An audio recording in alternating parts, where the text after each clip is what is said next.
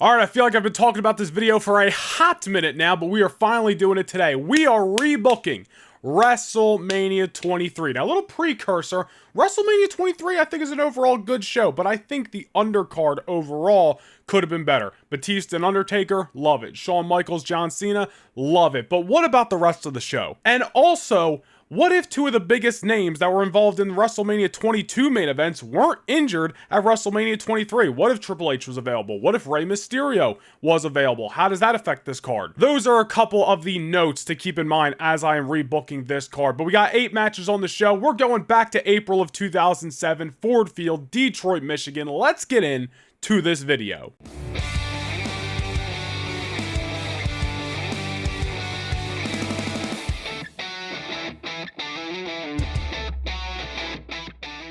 Alrighty, we will kick things off, just as WrestleMania 23 did in real life with the 8-man men's, well, there was only a men's back then. There was only one back then, back when it was on WrestleMania. What a hot start. Money in the Bank ladder matchup with the following participants. We have Mr. Kennedy, Matt Hardy, MVP, King Booker, Jeff Hardy, who I believe would be the Intercontinental Champion going into this, or maybe it would be Umaga, but the Intercontinental title not defended at WrestleMania 23, just held by one of these guys, Carlito and Ric Flair. Those are your 8 guys for the Money in the Bank ladder match. Now, 2 things to note here with this matchup. A little bit of just, the leftover talent getting thrown in there. I'm not going to lie with this Money in the Bank. These were some of the biggest names like the Hardys and Booker, who was world champion, last year, MVP, who was on the rise, Kennedy, Umaga, like some of the biggest names at that time just kind of ending up in this matchup. Carlito and Flair were on the pre-show to WrestleMania 23. I could have just left it a 6-man, but honestly, I just wanted to kind of fill it out. But I mean, still a pretty loaded lineup if you ask me. If you ask me, and I would also still go Mr. Kennedy with the winner here. Of course, we saw how that ended up in real life. Mr. Kennedy deemed injured, takes the briefcase off him, then his injury actually isn't as bad as it is, and he's back in like a month, and they probably could have never even taken the briefcase off him, and it all would have been fine. That I can't go back and change, but in this hypothetical situation, in this rebooking, I can say Mr. Kennedy still would win the Money in the Bank ladder match. I liked Kennedy. I was a kid at the time, so I really wasn't like, oh, Mr. Kennedy, but looking back, yeah, Mr. Kennedy was freaking great. I was there for him and The Undertaker, First Blood, Survivor Series 2006, great matchup. Mr. Kennedy had a lot of potential until he didn't. Just is what it is. Mr. Kennedy, in this hypothetical rebooking, would still win the Money in the Bank ladder match, just a little bit of a different participant lineup. Next up on this card, we got to get through some of these early matches before we get into the real meat of WrestleMania 23. Don't leave me hate comments for this one, but I left Kane versus Great Khali on this show. You may be wondering, why did you leave Kane versus the Great Khali on this show? Well, it's for one reason. See, I'll be honest, I thought about writing in here the matchup that we talked about in the OG WrestleMania 23 plans video that I made like a month ago or whenever it was. There was plans possibly for a Hulk Hogan versus the Big Show to happen at WrestleMania 23. Now, I'm not going to get into the whole thing. Go watch that video. I'll link it up in the cards. But I thought about putting that on this card. But as you guys know, if you've watched the channel before during fantasy bookings and rebooking videos, I know we're going fantasy, but I like keeping a level of realism in there. And for whatever reason, Hogan and Big Show didn't happen at that year's WrestleMania. And of course, I'm bending certain rules and not others. I got Triple H and Rey Mysterio on this show, but you get the point. But evidently in WWE's mind, and I'm not saying I agree with this, but evidently Kane versus Great Khali was the closest thing they could come up with to Hulk Hogan and Andre the Giant at WrestleMania 3 20 years later. I'm not saying I agree with it, but when I was booking this show and other names were ended up in other places, I was just kind of like, well, this show needs like one more undercard match. Might as well just leave Kane and the Great Khali on it. So, you know what? We ain't going back and watching it. But it's on this rebooking, and let's just move past it. Let's just move past it. Next up, a match that I think would have been great, and honestly, outside of like the SmackDown 6 era in 2002, unless I'm wrong, I don't know if these guys really mixed it up in a one-on-one matchup, at least that I can remember. Maybe they did on a random SmackDown in 03, 04, I don't know. Just trying to, remember off the top of my head, but this is a matchup I would have loved to seen for the United States Championship.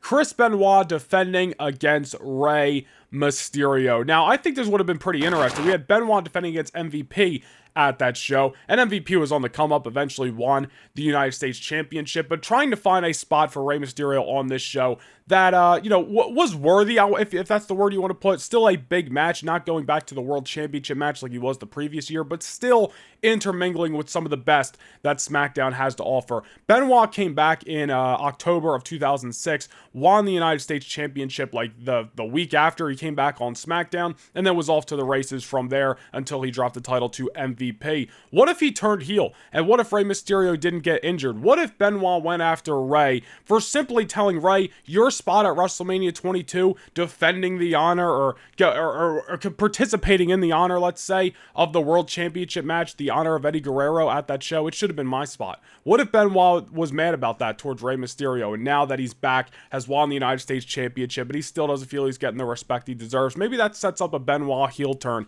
at the end of 2006, early 2007, and we go into Benoit versus Rey for the United States Championship. I think that would have been great. This would be Rey maybe the first time participating in a U.S. title matchup. Up until that point, I don't recall a time he challenged for the title up until later years, obviously, but it would have been a hell of a matchup. But again, I don't even know if they had a one-on-one matchup during the SmackDown 6 era. There was triple threats, there was tag matches, of course, but I don't know if Benoit and Rey ever had a one-on-one, now that I'm thinking about it. Maybe I'm wrong. Let me know down below in the comments, but I think it would have been a hell of a matchup for WrestleMania 23, United States title at that. I thought it was a cool idea. And guys, before we move on with this rebooking, I want to remind you of two things. First, the Noah Nation Wrestling hats officially available on the merch store. You guys can hit the link down below in the description if you guys want to support a little extra right here on YouTube. $1.99 a month, I think. I haven't looked in a while. You guys can hit the join button down below and become a Noah Nation Wrestling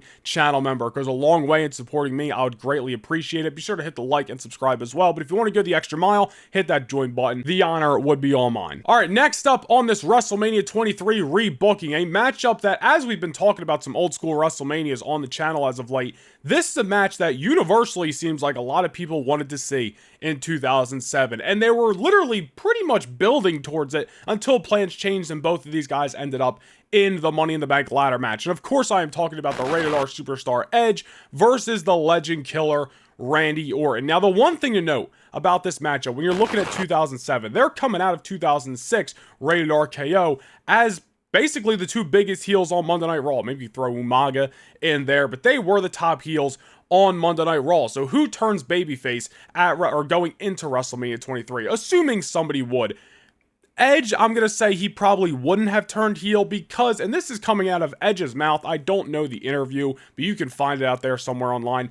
Edge said, and again, this is coming out of his mouth, that there was already plans for Edge versus The Undertaker at WrestleMania 24 before we even got to WrestleMania 23. They knew they were heading in that direction, evidently. So if that's the case, obviously Edge would remain a heel. Randy Orton, on the other hand, although a pretty hot heel at the time, you could probably turn him babyface and maybe it would work out a little better than it did in 2004. This is, again, assuming somebody would have had to been a babyface going into WrestleMania 23, but maybe it was just a heel versus heel matchup that they would have done. I don't know what the original plans were, but Edge versus Orton at WrestleMania probably should have been the way they went for WrestleMania 23, and Edge was kind of leading up to his own streak at WrestleMania, leading up to his match with The Undertaker the next year, so assuming Edge would win this matchup against Orton, but either way, faces and heels, wins and losses, whatever logistics you want to talk about, Edge and Orton were basically building up to this one-on-one match until it didn't happen and they ended up doing something else. And then, the Fatal 4-Way at Backlash, and eventually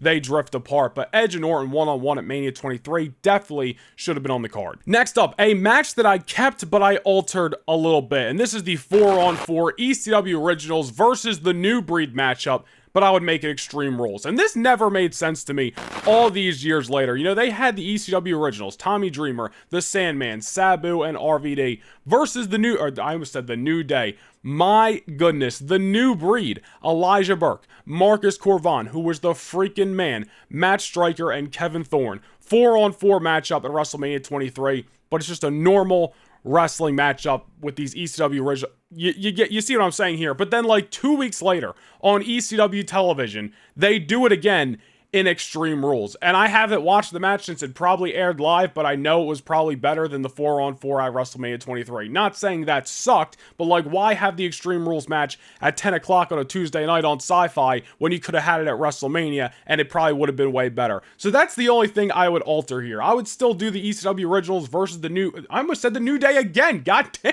it! Versus the New Breed, 4-on-4 at WrestleMania 23, but I would make it an Extreme Rules matchup. Let them loose, beat the hell out of each other, it would have been badass. Now, you may have noticed Money in the Bank did not feature a certain individual, and that guy is CM Punk. Now, we have another ECW match, ECW Originals versus the New Breed, with no CM Punk involved. That is because I would go for the ECW Championship, Bobby Lashley going in as the champion, versus CM Punk. And I would have this stem from December to Dismember, one of the worst pay-per-views of all time, to WrestleMania 23. Bobby Lashley wins the title, and I would probably book it a little differently if I knew we were going this route. I'd probably have Lashley and Punk be the final two guys in that Elimination Chamber matchup at the end of 2006. And I would basically have Bobby Lashley turn heel. Like, maybe slowly but surely, you know, leading up to it. Maybe he doesn't turn heel to like the Royal Rumble or after, but eventually turn heel and be like, yo, you know what, the fans are booing me as the ECW champion. I don't know if the fans were booing him at the time, but it's not like he was probably getting CM Punk reactions. It's been a while, I don't remember, but point is, turning Bobby Lashley heel and him basically being the representation of a guy who does not fit the ECW mold, he just fits a Raw and SmackDown mold, and CM Punk being the complete opposite, a guy who looks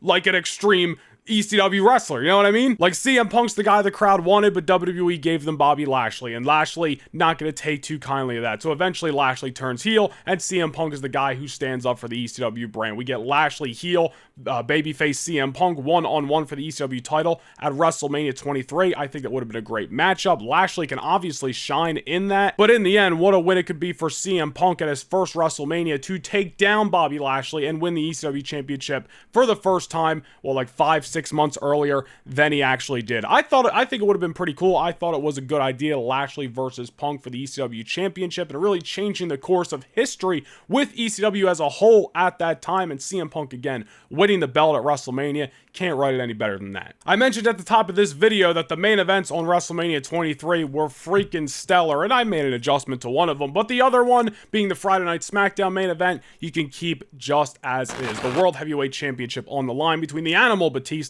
and the Dead Man, the Royal Rumble match winner, The Undertaker. You know, I've said it before, I'll say it again. Nobody thought these guys were going to do what they did at WrestleMania 23. I think they were on like 5th, and they absolutely, I don't want to say stole the show, because you had Cena and Shawn Michaels on that show too, but it's a freaking all-timer match, in my opinion. Batista and Taker carried the WWE in 2007, man, through all the drama of the summer for one reason or another. We're not here to get into all that. Batista and Taker in their matches at WrestleMania, Backlash, Cyber Sunday, Survivor Series in the Hell in the Cell. Then you get Edge and the Triple Threat at Armageddon. Batista and Taker carried the WWE on their back in 2007. Cena was doing his thing on Raw, you know, WWE champion, but he's basically beating new opponents almost every pay-per-view, or maybe a span of a few pay-per-views. But really the backbone of WWE, in my opinion, that year was the Batista-Undertaker feud, man. Great stuff all the way through, and baby faces, both of them, through the whole thing. Sometimes very hard to do.